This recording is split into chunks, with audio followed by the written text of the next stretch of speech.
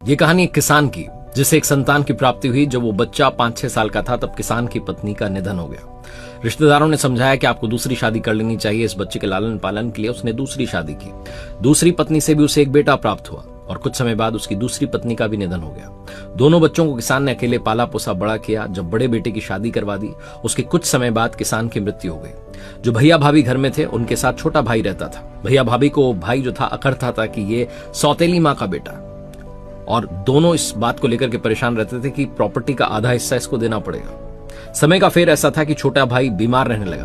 पहले तो उन्होंने थोड़ा खर्चा किया, वैद्य को दिखाया, इलाज करवाया, लेकिन जब वो ठीक नहीं हुआ तो दोनों ने वैद्य से मिलकर के उसे जहर देना शुरू किया और कुछ ही दिनों में छोटे भाई की मृत्यु हो गई। भैया भाभी खुश थे कि अब हमारा पीछा छूट चुका है। समय के साथ इन्हें भी संतान की प्राप्ति हुई। इनका बेटा बड़ा हुआ, उसकी शादी करवा दी।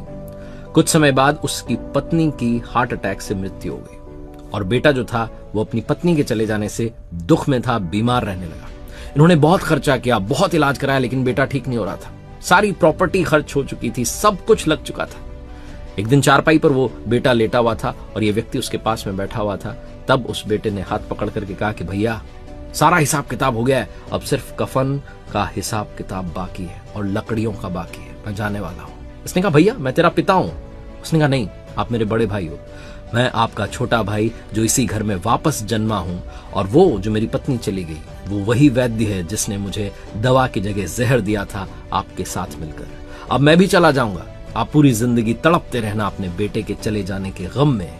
इस दुनिया में हिसाब किताब भैया इसी जन्म में हो जाता है। मैं लौटकर आप ही के घर में आया और जिस प्रॉपर्टी को बांटने के डर से आप घबरा रहे थे, वो सारी प्रॉपर्टी मेरे इलाज में खर्च हो गई। लॉ ऑफ कर्मा याद रखिए, जो हो रहा है, जो घट रहा है, वो लौट के वापस आने वाला है। कर्मों को सुधारिए, जिंदगी सुधर जाएगी।